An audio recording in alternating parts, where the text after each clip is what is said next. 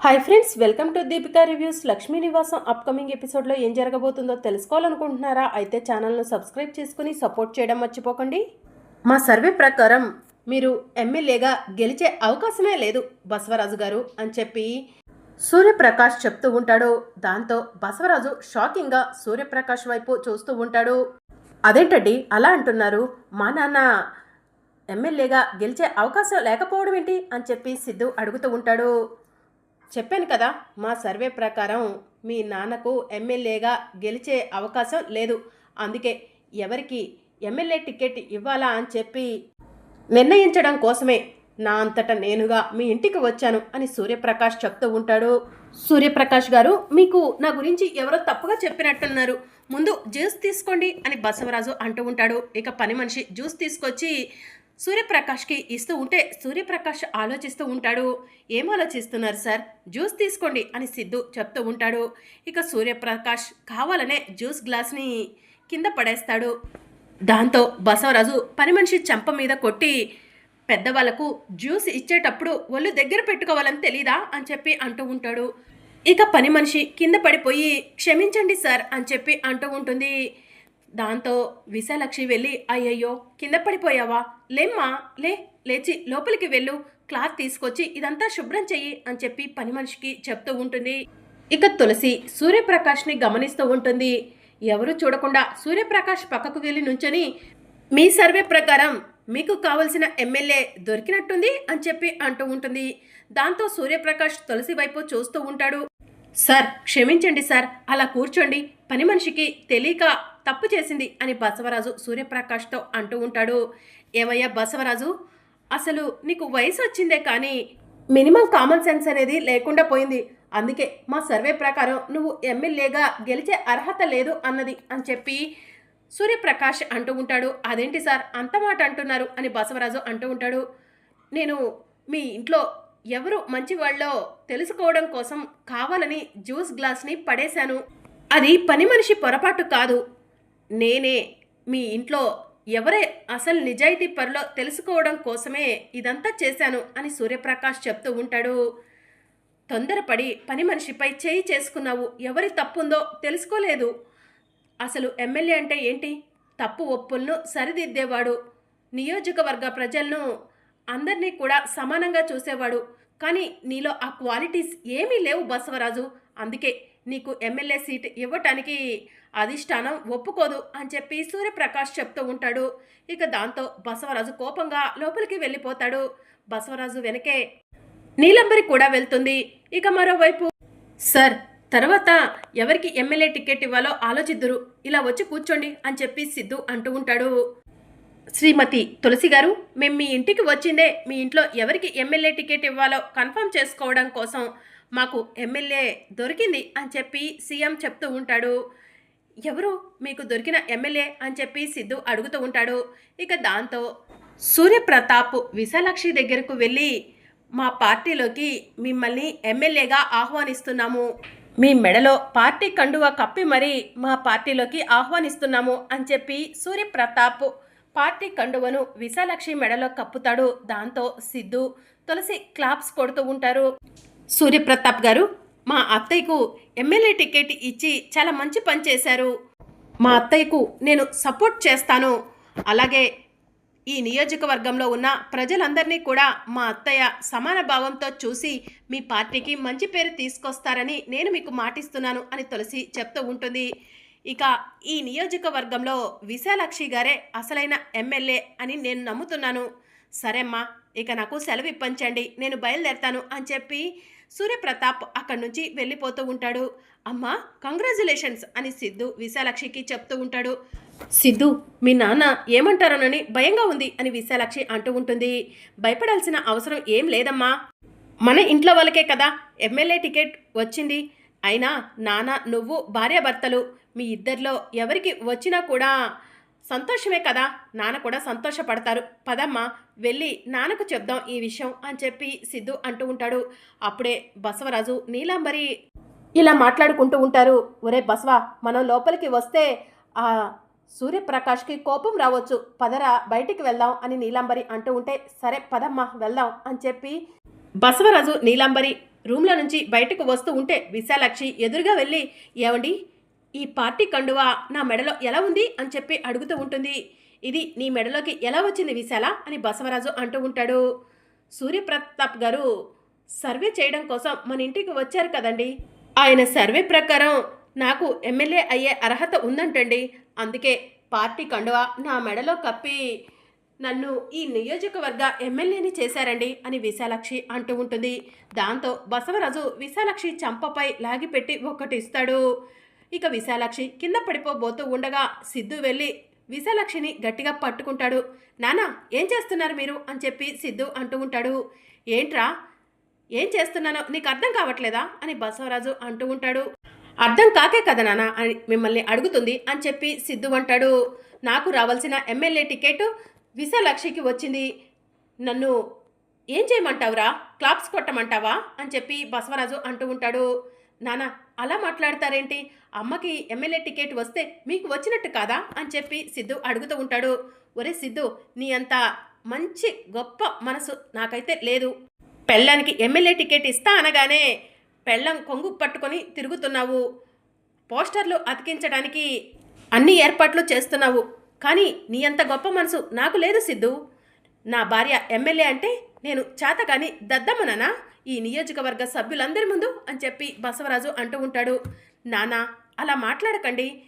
సూర్యప్రతాప్ గారు అమ్మ మంచితనం అర్థం చేసుకొని అమ్మకు కావాలనే ఎమ్మెల్యే టికెట్ కన్ఫర్మ్ చేశారు. ఇప్పుడు మీరు అమ్మపై కోప్పడితే ఏమొస్తుంది చెప్పండి అని చెప్పి సిద్ధు అంటూ ఉంటాడు. అయినా మీరు అమ్మ వేరు వేరని ఎవరనుకుంటారు? అమ్మ ఎమ్మెల్యే అయితే మీరే కదా మిగిలిన పనులన్నీ చూసుకునేది అని చెప్పి సిద్ధు అంటూ ఉంటాడు. ఒరే సిద్ధు, నన్ను కన్విన్స్ చేయాలని మాట్లాడకు. ఇది నేను తట్టుకోలేకపోతున్నాను.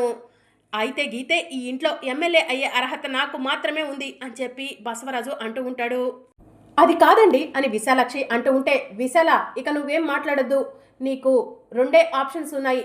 ఎమ్మెల్యే టికెట్ కావాలా లేకపోతే భర్త కావాలా ఆలోచించుకో అని బసవరాజు అంటూ ఉంటాడు. అదేంటండి అంత మాట అన్నారు?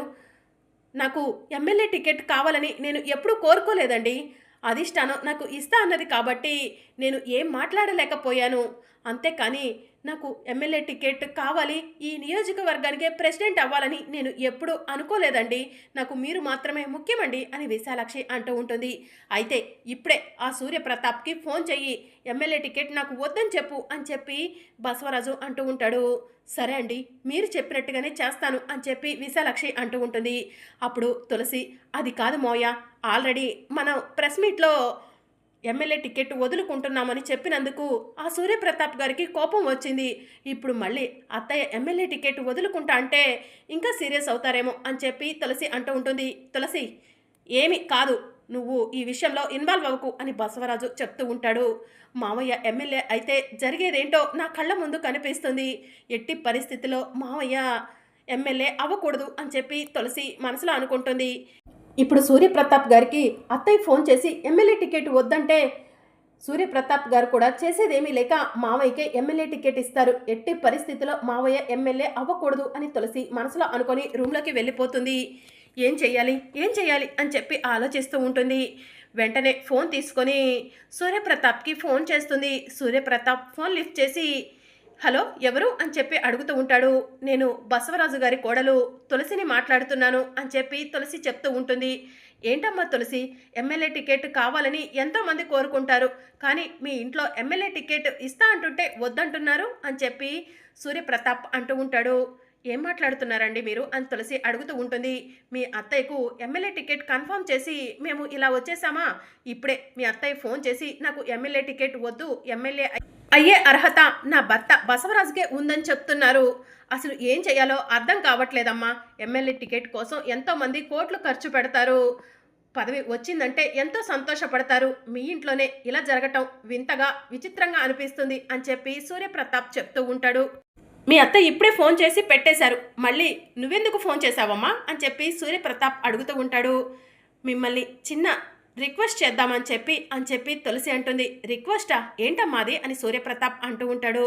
సార్, మీరు మరొకసారి మా ఇంటికి రావాలి అని చెప్పి తులసి అంటుంది. మరొకసారి మీ ఇంటికా ఎందుకు అని చెప్పి సూర్యప్రతాప్ అడుగుతూ ఉంటాడు. మా అత్తయ్య ఎమ్మెల్యే టికెట్ వద్దంటుంది కదా, ఇప్పుడు మా మామయ్యకే ఎమ్మెల్యే టికెట్ కన్ఫర్మ్ చేయమని మా అత్తయ్య అడుగుతున్నారు కదా, ఎట్టి పరిస్థితిలో మా మామయ్యకు ఎమ్మెల్యే టికెట్ రాకూడదు. మా మామయ్య ఎమ్మెల్యే అయితే జరిగే పరిణామాలు వేరేలా ఉంటాయి. ప్లీజ్ దయచేసి నా రిక్వెస్ట్ని అర్థం చేసుకోండి అని చెప్పి తులసి అంటుంది. మరి ఎమ్మెల్యే టికెట్ ఎవరికి ఇస్తే బాగుంటుందని నీ ఉద్దేశం తులసి అని సూర్యప్రతాప్ అడుగుతూ ఉంటాడు.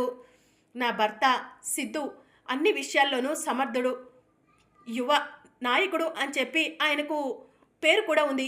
అలాంటి ఆయనకు ఎమ్మెల్యే టికెట్ ఇస్తే ఈ నియోజకవర్గ ప్రజలు సంతోషంగా ఉంటారు. స్వార్థం లేని మనసు ఆయనది. ఆయనను మీ పార్టీలోకి ఆహ్వానించండి సార్. ఈ విషయం నేను అందరి ముందు చెప్పలేకపోతున్నాను.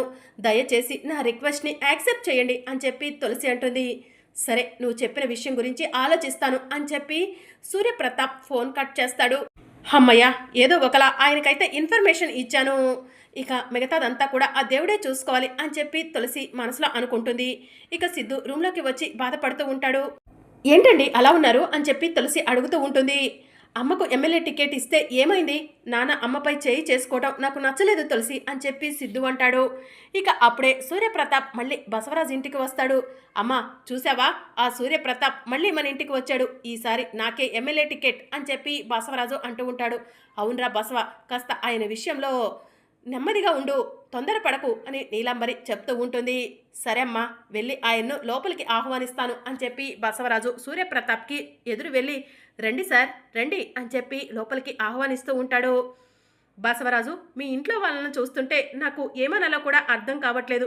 ఎమ్మెల్యే టికెట్ కోసం ఎంతోమంది పాకులాడుతూ ఉంటారు, కానీ మీ ఇంట్లో వాళ్ళకు ఎమ్మెల్యే టికెట్ ఇస్తా అంటే వద్దంటున్నారేంటి అని చెప్పి సూర్యప్రతాప్ అంటూ ఉంటాడు. ఆడవాళ్ళు ఇంటికి మాత్రమే పరిమితమైన వాళ్ళు ఎమ్మెల్యేగా పోటీ చేసి గెలిస్తే మాత్రం ఏం చేస్తారు సార్? ఏదైనా చెయ్యాలంటే గీయాలంటే మగవాళ్ళే కదా చేయాల్సింది అని బసవరాజు అంటూ ఉంటాడు. అవును బసవరాజు, కరెక్ట్గా చెప్పావు, అందుకే నేను కూడా మరో సరికొత్త నిర్ణయం తీసుకున్నాను అని చెప్పి సూర్యప్రతాప్ చెప్తూ ఉంటాడు. ఏంటి సార్, నన్నే ఎమ్మెల్యేని చేయాలని చెప్పి నిర్ణయం తీసేసుకున్నారా అని చెప్పి బసవరాజు అడుగుతూ ఉంటాడు.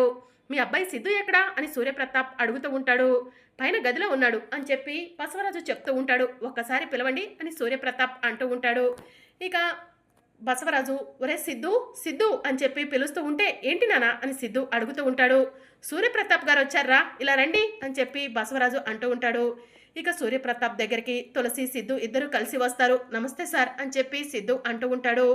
ఇక సూర్యప్రతాప్ సిద్ధు దగ్గరకు వెళ్ళి నీకు యువ నాయకుడు అనే పేరు ఉందని విన్నాను, నిజమేనా అని చెప్పి సూర్యప్రతాప్ అడుగుతూ ఉంటే నిజమే సార్ అని చెప్పి సిద్ధు అంటాడు. మా సర్వే ప్రకారం ఎమ్మెల్యే అయ్యే అర్హత మీ నాన్నకు లేదని ఇందాకలే చెప్పాను కదా, ఇప్పుడు కొత్త సర్వే ప్రకారం ఈ ఇంట్లో ఎమ్మెల్యే అయ్యే అర్హత నీకు మాత్రమే ఉంది. అందుకే పార్టీ కండువా నీ మెడలో కప్పి నిన్ను ఎమ్మెల్యేని చేద్దాం అనుకుంటున్నాము అని చెప్పి సూర్యప్రతాప్ చెప్తూ ఉంటే సార్ అదేంటి సార్, నన్ను వదిలిపెట్టి నా కొడుక్కిస్తా అంటున్నారు అని బసవరాజు అంటూ ఉంటాడు. బసవరాజు, నీకు ఎమ్మెల్యే అయ్యే అర్హత లేదని చెప్పాను కదా, నీ కొడుకుకి ఎమ్మెల్యే టికెట్ ఇవ్వమంటావా, లేదంటే అసలు మీ ఫ్యామిలీలోనే ఎమ్మెల్యే టికెట్ క్యాన్సిల్ చేయమంటావా, ఒకటే మాట చెప్పు అని చెప్పి సూర్యప్రతాప్ అడుగుతూ ఉంటాడు. ఇక బసవరాజు షాకింగ్గా అలానే చూస్తూ ఉంటాడు. చెప్పు, మీరు కాకపోతే ఎమ్మెల్యే టికెట్ ఇస్తా అంటే 1,000,000 మంది ఎదురొస్తారు.